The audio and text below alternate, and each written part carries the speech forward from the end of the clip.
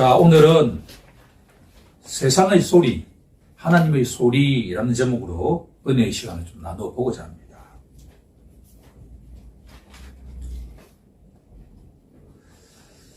성경을 우리가 읽다 보면 어느 순간에 성경은 보는 것인 동시에 듣는 것이다라는 생각이 들 때가 있지요.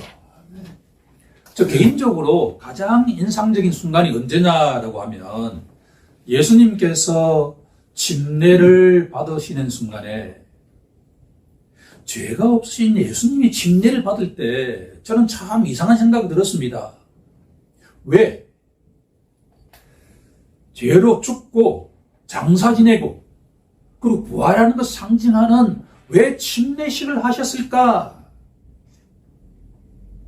예수님이 바로 우리의 자리에 대신 들어가시는 것 아닌가요? 죄가 없으신 그분이 저주의 자리, 죄의 자리에 들어가는 것이 바로 의를 이루시기 위한 예수님의 출발이란 말이에요. 침례식을 하고 올라올 때 성령이 비둘기처럼 임하실 때 하늘에서 소리가 났잖아요. 이는 내 사랑하는 아들이요 내 기뻐하는 자다라고 말입니다. 어느 순간에 이 말씀이 나를 향한 말씀으로 들리기 시작했습니다. 왜? 내가 누구와 연합되어 있기 때문이죠? 그리스도와 연합되어 있기 때문에.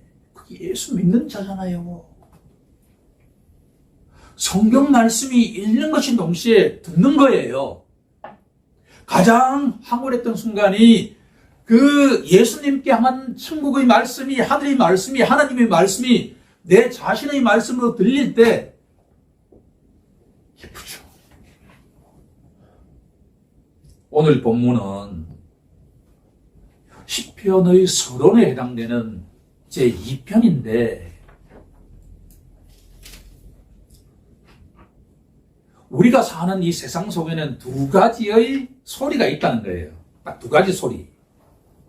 하나는 뭐냐 그러면 세상의 소리다.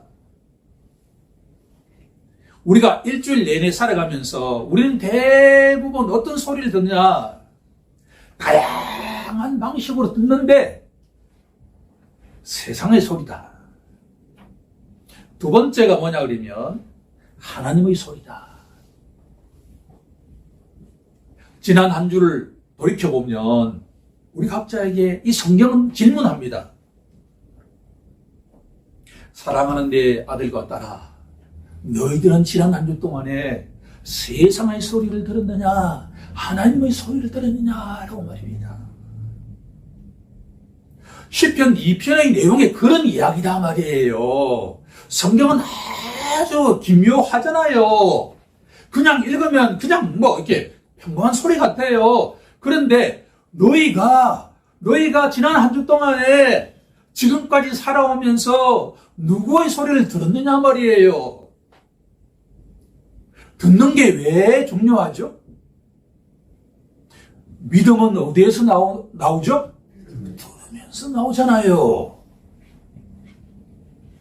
물론 이 세상에는 불신자가 많지만 어떻게 보면 무신자는 없다고 볼 수 있어요. 믿음이 없는 사람은 없어요. 세상의 소리를 듣는 사람은 세상의 믿음이 있게 되고 하나님의 소리를 듣는 자는 하나님의 믿음이 있다. 그 차이뿐이지요. 2012년도에 런던 올림픽 때 북한의 김은국이라고 하는 역도 선수가 62kg급 역도에 나가가지고 용상 바로 들어올리는 것, 인상 2단계로 들어오는 것, 세계 신기록을 세워서 금메달을 받았습니다. 많은 언론들이 이 선수에게 마이크를 갖다 대었습니다. 하는 말이 빛이신 김정은 최고 지도자께서 나에게 힘과 영광을 주셨기 때문에 제가 금메달을 받았습니다. 라고 이야기를 하자 전 세계 언론이 깜짝 놀랐습니다. 마치 거기에 누구 자리에 누가 들어가 있는 거예요? 하나님의 자리에 김정인이라고 하는 지도자가 들어가 있다라고 하는 거예요.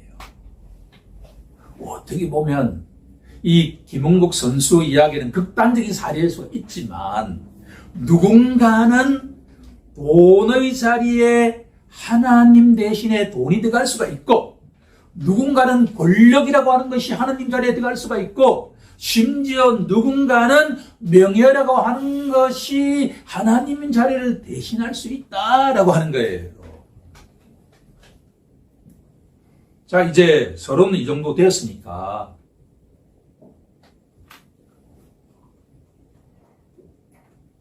본문에 들어가야 되는데 이 시편 2편의 저자가 누구냐라고 하면 성경책에 저자가 나와 있나요? 없나요? 없잖아요. 시편 1편과 2편은 시편 150편 전체의 서론격에 해당되기 때문에 저자가 없어요. 그런데 진짜 없을까요? 있습니다. 신약 성경에 이 시편 2편의 저자가 누군가를 정확하게 이야기하고 있어요. 우리 함께 사도행전 4장으로 한번 가볼까요?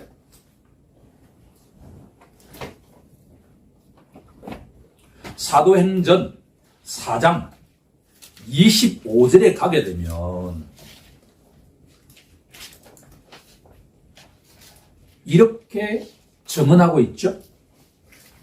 또 주의 종 우리 조상 다윗의 입을 통하여 성령으로 말씀하시기를 어찌하여 열방이 분노하며 어찌하여 족속들이 허사를 경영하였는고 세상의 군왕들이 났으며 관리들이 함께 모여 주와 그리스도를 대적하도다라고 선포하고 있습니다.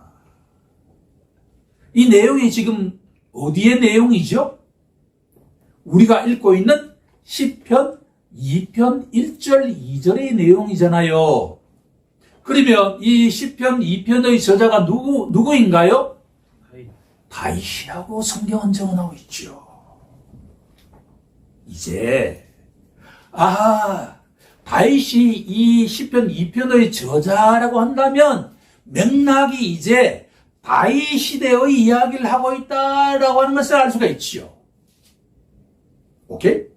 추상적인 이 내용이 이제 역사적인 맥락으로 우리에게 초점이 잡혀져 가기 시작한다라고 하는 거예요. 다윗은 목동이었잖아요. 목동이었던 다윗이 어느 순간에 사무엘 선지자에 의해서 기름 부음을 받은 자, 기름 부음 받은 자를 히브리어로는 뭐라고 하냐 그러면 마시아흐라고 해요. 그걸 우리나라의 말로 번역하면 메시아, 헬라어로 바꾸면 크리스토스, 그리스도. 오케이? 다윗은 하나님의 기름 부음 받은 자다 말이에요. 그러면 다윗 시절에 수많은 이방 나라들이 다윗을 대적했습니다. 수많은 민족들이 예를 들면 골리앗과 같은 블레셋 민족들이 다윗 나라에 대적을 했지요. 암몬 족속, 모압 족속 다 다윗 나라에 반역을 했습니다. 심지어 군왕들과 그들의 관료들이 장인인 사울왕조차도 인생의 목적이 뭐였죠? 다윗을 죽이는 거였잖아요. 사울왕 40년의 왕으로 40년간을 집권했는데 그 왕의 목표가 뭐냐 그러면 자기 사이인 다윗을 죽이는 거였단 말이에요. 심지어 자기의 아들인 누구? 압살롬도 자기 인생의 목표가 뭐였어요? 아버지 다윗을 죽이는 거였단 말이에요. 다윗 시대에 우리가 열왕기 상하를 배울 때, 사무엘 상하를 배울 때 골리앗, 사울, 압살롬 등등이 다윗 왕에게 대적했던 것이 알고 보니까 2절에 누구를 대적한 것이라고 증언하고 있죠? 시편 2편 2절에 누구를 대적했다고 증언하죠? 여호와와 그의 기름 부음을 받은 자를 대적했다. 당시에 모든 다윗에게 대적했던 자는 누구를 대적하고 있다는 거예요? 하나님을 대적하고 있다. 그런 이야기입니다. 세상은 소리는 말이에요. 공통점이 있는데 세상의 모든 소리는 누구를 대적하고 있다는 거예요? 여호와와 그의 기름 부음 받은 자를 대적하는 것이다 라는 점에서 공통점이다 라고 하는 거예요.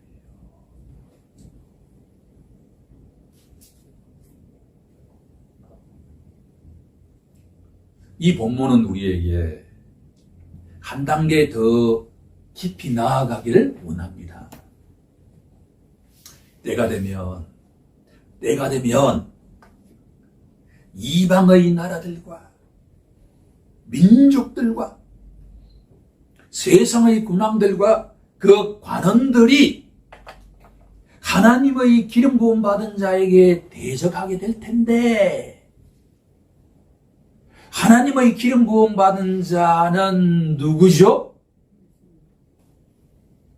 바로 그리스도이신 예수님을 예표하고 있다. 그런 이야기예요. 이 시편 이야기는 뭐냐 그러면 다윗 시대 때 다윗이 지은 거지만 때가 되면 세상의 모든 간원들과 군왕들과 민족들이 메시아이신 예수께 대적하게 된다. 그런 이야기예요. 예수님이 태어나고 난 뒤에 헤롯 왕은 누구를 죽이기 위해서 2살 이하의 모든 남자아이를 어떻게 했죠? 다 죽여라 라고 선포했잖아요. 그리고 유대인들의 지도자들인 대제사장들과 사두개인들과 바리새인들, 심지어 이스라엘 모든 백성들이 메시아이신 예수를 어떻게 하라고 외쳤죠? 십자가에 목매 달아라 라고 선포했잖아요. 시편 2편의 말씀은 뭐냐 그러면 다윗을 통해서 다윗 시대의 이야기를 우리에게 던져주고 있지만 알고 보니까 때가 되면 이 세상의 모든 사람들이 누구에게 박해를 하게 된다는 거예요. 하나님의 기름 부음 받은 자이신 예수 그리스도를 박해하게 될 것이다 라는 걸 예표하고 있다는 이야기지요. 오늘날도 다르겠습니까? 3000년 전 다윗 시대에도 기름 부은 자를 대적했던 이 세상이 2000년 전에 예수님을 대적했던 그 세상이 2000년이 지난 지금도 달라지겠느냐라는 이야기지요.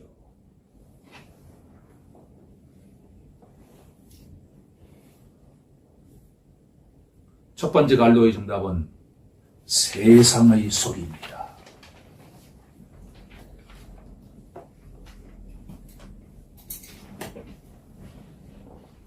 이 세상에 가장 중요한 것은 바로 돈이다, 권력이다, 명예다라고 이야기하는 모든 세속주의 이 세상에서는 그 공통점이 있는데 바로 누구를 대적한다는 거예요?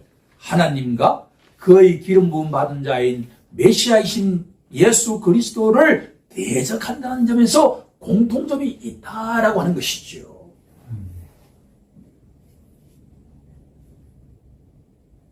이것이 세상의 소리라고 한다면 이제 본격적으로 하나님의 소리를 듣는 시간을 가져보도록 하죠. 만약에 4절에 하나님은 어디에 계신다고 되어 있죠? 하늘에 계시잖아요.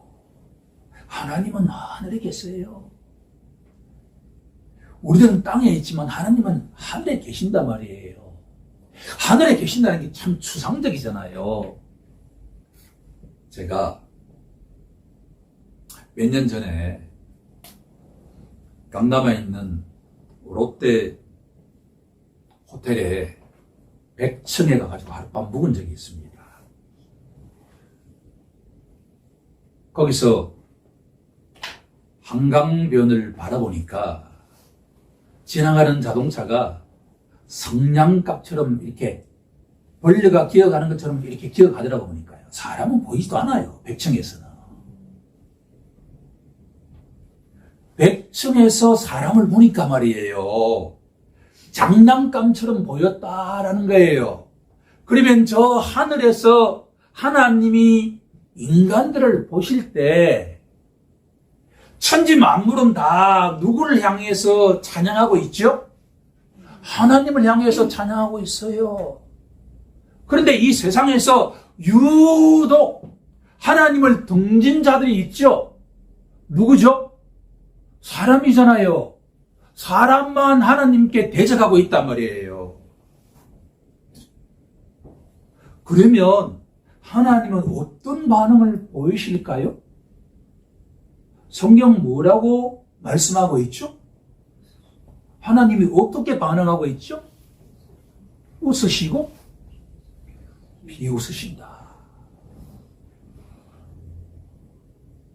하나님 보시기에 벌레처럼 이렇게 꼬물꼬물 이렇게 다니는 것과 같은 인간들이 하나님께 방귀를 들고 있을 때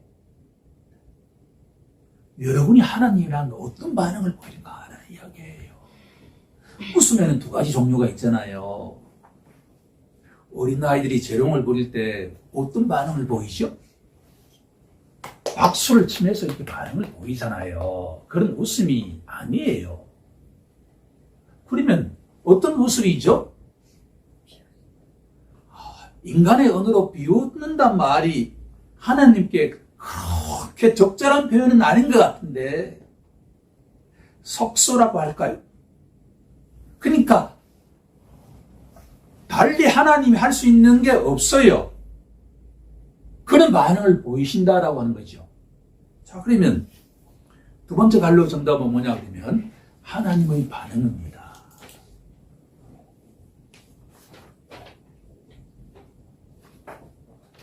하나님을 찬양하도록 창조해 놓으신 하나님 보시기에 이 세상에 있는 모든 사람들이 다 하나님께 방귀를 들고 있을 때 하나님께서 보이시는 첫 번째 반응은 뭐냐 그러면 웃으시고 비웃으신다. 그런데 여기서 우리에게 소망적인 내용은 뭐냐 그러면 시편 2편 5절에 뭐라고 되어 있죠? 첫 번째 단어가 뭡니까? 그때 되어 있죠. 그때. 저는 이 말씀을 묵상하고 준비하면서 성경은 참 쉬우면서도 참 어렵고 어려운 가운데에도 성경 말씀을 붙잡고 이렇게 이 무도에도 불구하고 씨름하다 보면 놀라운 보배를 발견한다라는 내용을 그때라는 단어에서 알게 되었습니다. 주님이 사랑하시는 성도 여러분, 하나님은 어떤 분이시죠? 하나님은 그저 비우시신 분이실까요? 성경이 일관되게 하나님을 바라보면서 하나님과 교감하면서 살아가도록 창조하신 하나님 보시기에 어느 순간부터 등을 돌리고 지 마음대로 살아가는 인간들을 향해서 하나님은 어떤 반응을 보이실까라는 내용이에요. 하나님은 자비로우시고 하나님은 은혜로우시고 하나님은 길이 참으시고 그때 하나님은 인간이 에덴 동산을 떠나고 난 이후에 항상 비웃는 가운데에도 하나님은 어떤 마음을 지속적으로 갖고 계셨다는 거예요. 회개하고 돌아오기를 기다리시죠. 성경의 일관된 내용은 뭐냐 그러면 하나님을 향해서 살아가도록 창조한 인간이 등을 돌린 이후에 하나님이 일관되게 원하시는 것은 뭐냐 그러면 돌아오기를 기다리신다는 거예요. 돌아오기를. 하나님의 수뇌보잖아요.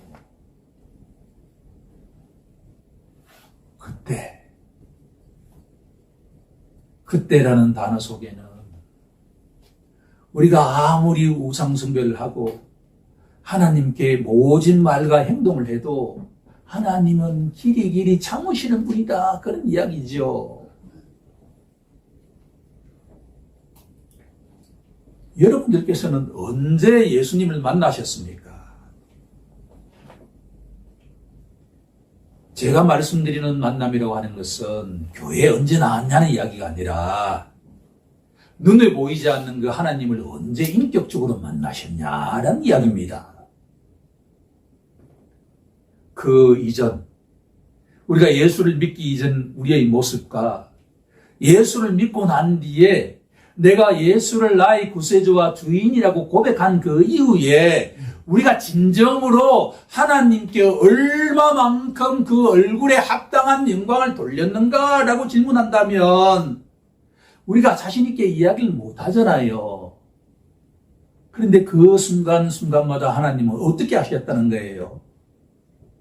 하나님은 길이 참으셨다. 인내하셨다. 우리 다 함께 베드로 후서 3장 한 구절을 찾아볼까요? 3장 9절을 한번 찾아보겠습니다. 베드로 후서 3장 9절.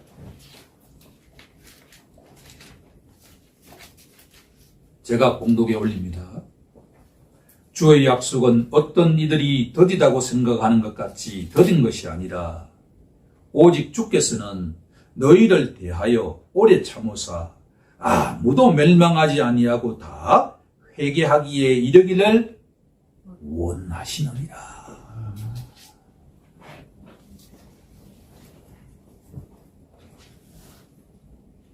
그때 하나님께서는 인간의 언어로 표현하면 그저 비웃으시는 하나님이시지만 그 마음의 속뜻은 모든 영혼들이 자기의 죄에서 돌이켜서 예수님을 향해서 돌아오기를 기다려보고 계신 분이 하나님이시라. 그런 내용이지요.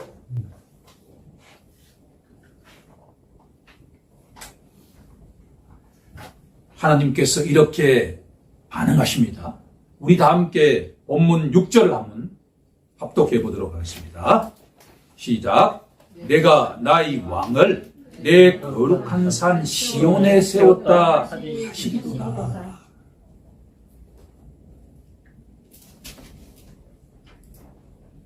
그때 이제 종말이 시작되었다라는 말씀입니다. 나의 산인 예루살렘 그 시온 성에 누구를 세웠다고 하나님은 선포하시죠? 나의 왕, 마이 킹을 세웠다라고 하는 거예요. 이 세상의 통치자이자 이 세상의 심판주로서 나의 왕을 세웠다라고 하는 거예요. 이제 종말이 시작되었다는 이야기입니다.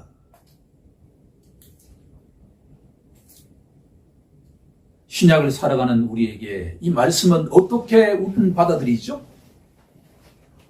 하나님의 왕이신, 그 메시아이신, 그리스도이신 예수님께서 이 땅에 인간의 모습으로 오셨다라고 하는 것을 선포하는 것이란 말이에요. 이제 진짜 종말이 시작되었다라고 하는 거예요. 참으시던 그 하나님께서 자신의 아들이신 하나님의 왕이신 메시아를 이 땅에 세우고 보내신다라고 하는 것이죠.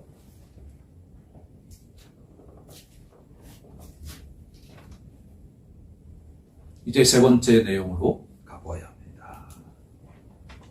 첫 번째 1절, 2절, 3절이 세상의 소리라고 한다면 4절, 5절, 6절이 성부 하나님의 반응이라고 한다면 7절, 8절, 9절은 바로 그리스도의 반응이다라고 말씀드릴 수가 있지요. 예수님의 반응이다라는 말씀입니다. 성자 하나님의 반응이다라는 말씀입니다.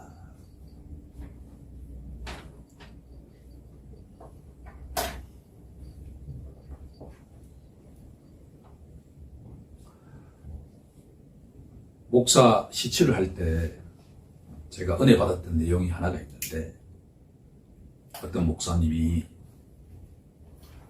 목회자의 첫 번째 일이 무엇입니까? 라고 원론적인 질문을 했습니다. 제가 그때 명확하게 답변을 못했습니다. 틀린 이야기는 아니에요. 교회를 섬기는 것입니다. 라고 추상적으로 표현했죠. 그런데 그 목사님이 뭐라고 말씀하셨느냐?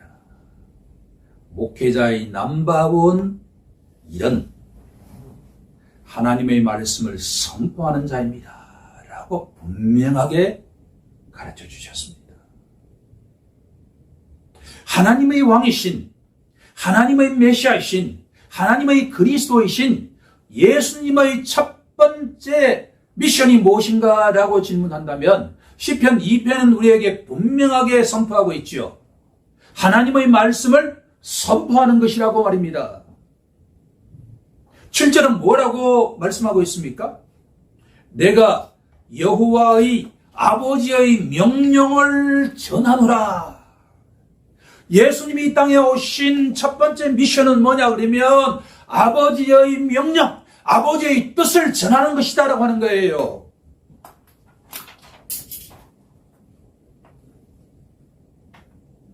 여호와이신 아버지께서 나에게 말씀하시되 너는 내 아들이다. 내가 오늘 낳았다. 이 말씀을 마태복음은 우리에게 이는 내 사랑하는 아들이요 내 기뻐하는 자라고 번역하고 있잖아요. 요한복음을 보게 되면 반복적으로 말씀하시는 게 뭐냐 그러면 나는 아버지가 보낸 아들이다. 메시아이신 예수님께 아버지를 떠나서는 어떤 말씀도 하실 수 없는 분이에요. 나는 내 뜻을 이루기 위해서 온 것이 아니라 누구 뜻을 이루기 위해 왔다는 거예요. 아버지의 뜻을 이루기 왔다. 오직 예수님은 누구만을 바라보았다는 거예요. 아버지만을 바라보았어요. 예수님이 누구십니까? 100% 인간인 동시에 누구죠? 100% 하나님이세요. 100% 하나님이신 분이 모든 능력을 갖고 있는 창조주단 말이에요. 그런데 예수님은 누구만을 바라보았죠? 세상이 아닌 누구를? 아버지만을 바라보았다. 예수님이 이 땅에 오셔서 33년 동안 하신 일은 뭐냐 그러면 자기 이야기를 하신 것이 아니라 아버지가 주신 그 말씀을 대언하는 것이었다. 말씀하는 것이었다.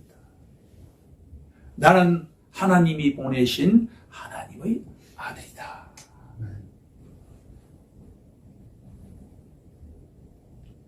하나님이 세상을 이처럼 사랑하사 누구를 주셨다 했죠? 독생자를 주셨으니 이를 믿는 자마다 멸망치 않고 영생을 얻게 하려 합니다. 이 세상에는 구원이 여기도 있다, 저기도 있다라고 하지만 하나님을 통한 예수의 선포하신 내용은 딱 하나잖아요. 나를 통하지 않고서는 아버지께 올 자가 없나니라. 천하의 구원을 얻을 만한 다른 이름을 주신 일이 없느니라. 예수님이 일관되게 선포한 것은 뭐냐 그러면 나를 통하지 않고서는 너희들이 제사함을 받을 수가 없다. 왜? 하나님이 그렇게 정해 놓으셨기 때문이지. 내가 바로 하나님의 왕인 하나님의 메시아이기 때문에 하나님의 그리스도이기 때문에 나를 통하지 않고서는 어떤 세상 사람도 죄로부터 자유로울 수가 없다.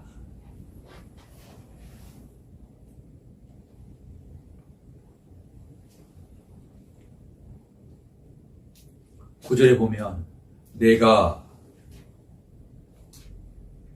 철장으로 그들을 깨뜨리며 질그릇같이 부수리다. 당시에 고대 사회에서 특히나 애국 같은 대제국에서는 새로운 왕이 취임하는 취임식 때 주변의 모든 나라들의 이름을 써놓은 옹기를 놔놓고 그 새로운 왕이 그 옹기를 깨트리는 것과 같은 의식이 있었다고 합니다. 그 왕처럼 때가 되면 이 메시아이신 예수께서 그 모든 대적자들 다 완전하게 부수는 것과 같은 날이 있을 것이다 라는 말씀이죠.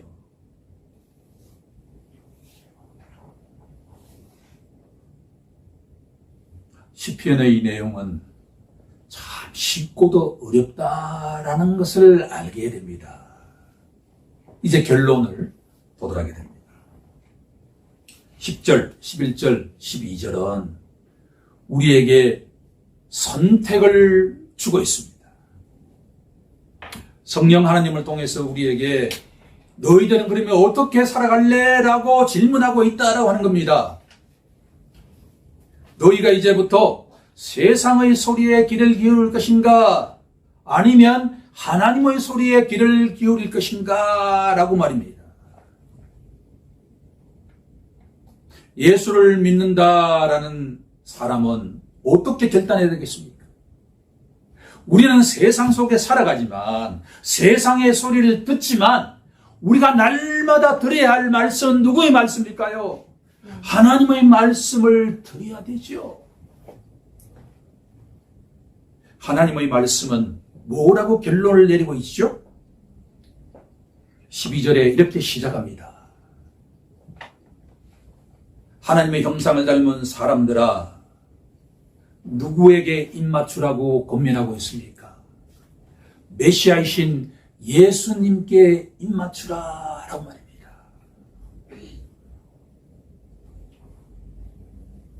너희가 진정으로 하나님을 찬양하는 자라고 한다면 누구에게 입맞춰야 된다는 이야기죠?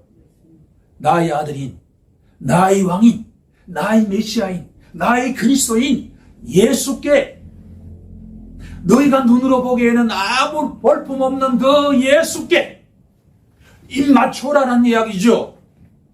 예수께 하나님의 합당한 경배와 찬송을 올려드리면 그것이 곧 누구에게 경배와 찬송을 올려드린다는 겁니까? 아버지 하나님께 경배와 찬송을 올려드리는 것이다 라는 이야기지요. 우리 다 함께 오늘 이 시간 이후부터 주님이 부르시는 그날까지 세상의 소리가 아니라, 하나님을 대적하는 세상의 소리가 아니라 오직 예수께 입맞추라는 그 하나님의 말씀에 청종하고 준행하는 우리 모두가 되겠다고 결단하는 우리 모두가 되길 간절히 소망합니다. 다 함께 결단하는 기도를 통성 올려드리겠습니다.